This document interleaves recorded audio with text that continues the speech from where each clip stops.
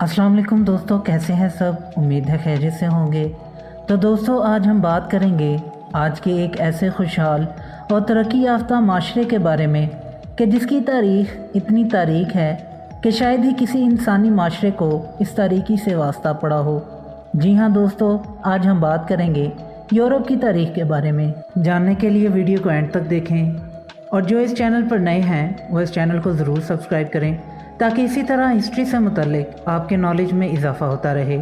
तो चलिए दोस्तों, वीडियो शुरू करते हैं। आज यूरोप उलूम व फ़नून में बहुत आगे निकल गया है।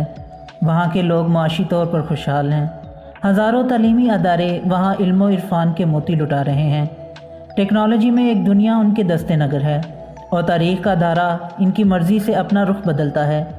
लेकिन यूरोप की हालत हमेशा ऐसी न थी। हकीकत यह है कि यूरोप अपनी तारीख़ में जहालत की इन तारीकियों से गुज़रा है कि जिनसे शायद किसी दूसरे इंसानी माशरे को वास्ता न पड़ा हो। कुरून वस्ता का ज़माना यूरोप की तारीख़ का तारीक तरीन ज़माना है। इस दौर के बारे में डॉक्टर ड्रेपर लिखता है कि कुरून वस्ता में यूरोप का बेशतर हिस्सा बयाबान और बेराह जंगल था। कहीं कहीं राहिबों की खानकाहें और छोटी छोटी बस्तियां आबाद थीं। जा बजा दलदलें और गलीज़ जोड़ थे। लंदन और पेरिस जैसे शहरों में लकड़ी के ऐसे मकानात थे जिनकी छतें गाज की थीं, चिमनियाँ रोशनदान और खिड़कियाँ मफकूद। आसूदा हाल उमरा फर्श पर घास बिछाते और भैंस के सींग में शराब डालकर पीते थे। सफाई का कोई इंतज़ाम नहीं था। ना गंदे पानी को नालियों के लिए नालियाँ और बदरुओं का रवाज था। गलियों में फुजले के ढेर लगे रहते थे क्योंकि सड़कों पर बेअंदाज़ा कीचड़ होता था और रोशनी का कोई इंतज़ाम नहीं था। इसलिए रात के वक्त जो शख्स घर से निकलता वो कीचड़ में लथपथ हो जाता। तंगी रहाइश का ये आलम कि घर के तमाम आदमी अपने मवेशियों समेत एक ही कमरे में सोते थे। अवाम एक ही लिबास साल साल तक पहनते थे जिसे धोते नहीं थे। वो इंतहाई मैला और बदबूदार हो जाता था। नहाना इतना बड़ा गुनाह था कि जब पापाए रोम ने सिसिली और जर्मनी के बादशाह फ्रेडरिक सानी पर कुफर का फतवा लगाया तो फहरिस्त इल्ज़ामात में ये भी दर्ज था कि वो हर रोज़ मुसलमानों की तरह गुस्ल करता है। फ़क्र फाका का ये आलम था कि आम लोग सब्ज़ियाँ, पत्ते और दरख्तों की छाल उबाल कर खाते थे।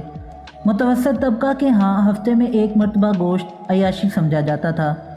1030 के कहत में लंदन के बाज़ारों में इंसानी गोश्त भी बिकता था। उमरा मादूदे चंद थे जिनका काम बदकारी, शराब नोशी और जुआ था। जागीरदारों के कले डाकुओं के अड्डे थे जो मुसाफिरों पर छापे मारते और ज़र फिदिया वसूल करने के लिए इन्हें पकड़ लाते थे। हसूल ज़र के लिए वो मुख्तलिफ़ तरीके इस्तेमाल करते थे। मसलन आदमी के पाँव के अंगूठों को रस्सी से बांधकर इसे उल्टा लटका देते थे और गर्म सलाखों से जिस्म को दागते या गिरादार रस्सी को सर के गिर्द लपेट कर पूरी ताकत से मरोड़ते थे। यूरोप में सड़कें न थीं। ज़राए नक्लो हमल बैलगाड़ियाँ, खच्चर और गधे थे। जंगलों और पहाड़ों में इतने डाकू रहते थे जो आदमखोर भी थे। वबाएँ आम थीं। सिर्फ 10वीं सदी में 10 तबाहकुन कहत और 13 वबाएँ फूटीं और लोग मक्खियों की तरह हलाक हुए। इनके पादरी फरेब और जालसाजी से काम लेते थे। पोप जन्नत की राहदारियाँ और गुनाह के परमिट फ़रोख्त किया करता था। आवाम के लिए सूद लेना हराम था, लेकिन पोप का बैंक लोगों को भारी शरह सूद पर कर्ज देता था।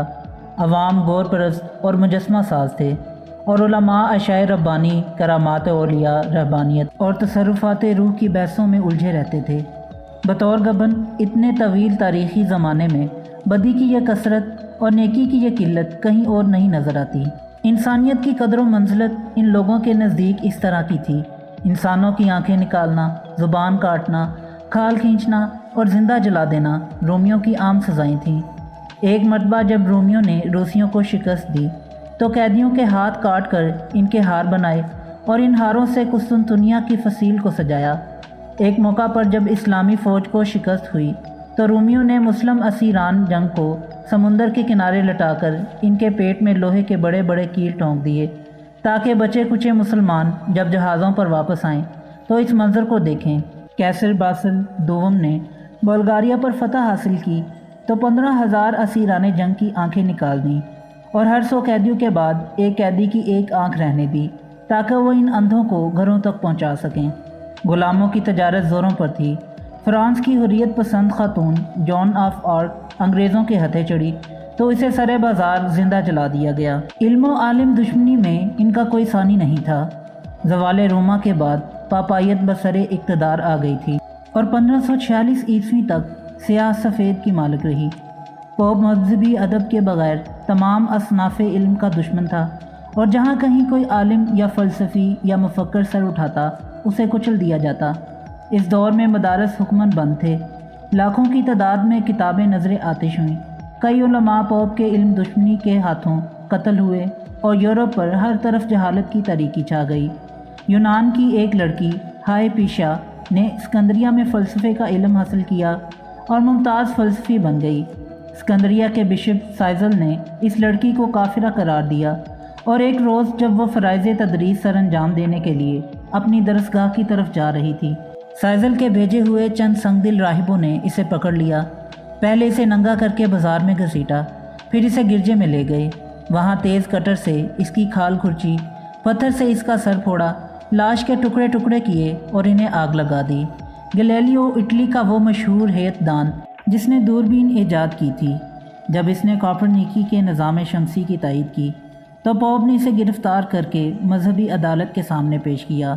اس نے وہاں ڈرک سے توبہ کر لی، لیکن کچھ ہی عرصے بعد اس نے اپنی کتاب نظام عالم شائع کر دی، جس پر اسے جیل میں پھینک دیا گیا، جہاں وہ 10 سال تک انتہائی دکھ اٹھانے کے بعد فوت ہو گیا۔ اہل یورپ کی کتب سوزی بھی ایک تاریخ رکھتی ہے۔ بریفورڈ کہتا ہے کہ قرون وسطیٰ میں راہبوں کی علمی سرگرمیاں یہ تھیں کہ وہ یونان اور روما کی کتابیں جلا کر ان کی جگہ مسیحی اولیاء کی داستانیں لکھ دیتے تھے، کیونکہ اس زمانے میں کاغذ نایاب تھا اور اس کی جگہ چرمی جھلی استعمال ہوتی تھی، جس کی قیمت کافی زیادہ تھی۔ اس لیے یہ راہب جھلی پر لکھی ہوئی کتابیں کھرچ ڈالتے اور ان پر اپنے مطلب کی تحریر لکھ ڈالتے۔ پاپائے اعظم گریگوری سائنس، تاریخ، ادب اور دیگر علوم کا دشمن تھا اور دینیات یا دعاؤں کے سوا کسی اور صنف کو برداشت نہیں کرتا تھا۔ ایک دفعہ اسے خبر پہنچی کہ ویانا کے لارڈ پادری نے کسی ادبی موضوع پر ایک مقالہ پڑھا ہے، تو اسے لکھا، ہمیں خبر ملی ہے کہ جس کے ذکر سے ہمیں شرم آتی ہے کہ تم نے کوئی ادبی مقالہ پڑھا ہے۔ مجھے امید ہے کہ تم مجھے لکھو گے کہ تمہیں ان لغویات سے کوئی سروکار نہیں۔ انگلستان میں 4 صدی عیسوی میں راہبوں کے گروہ جا بجا گھومتے نظر آتے تھے۔ یہ جہاں کہیں بھی کوئی کتاب یا آرٹ کا کوئی نمونہ پاتے اسے جلا دیتے۔ طرابلس میں اس دور کی عظیم ترین لائبریری تھی، جس میں کتابوں کی تعداد 30 لاکھ تھی۔ ایک مرتبہ جب صلیبی لشکر اس شہر میں پہنچا تو کتب خانے کو آگ لگا دی، تمام کتب جلا ڈالیں اور مسلمانوں کی 600 سالہ محنت کو تباہ کر دیا۔ تو دوستو، یہ تھی آج کی ویڈیو پسند آئی ہو تو لائک ضرور کریں اور میرے یوٹیوب چینل کو سبسکرائب کریں۔ پھر ملتے ہیں ایک نئی ویڈیو کے ساتھ، تب تک کے لیے اجازت دیں۔ اللہ حافظ۔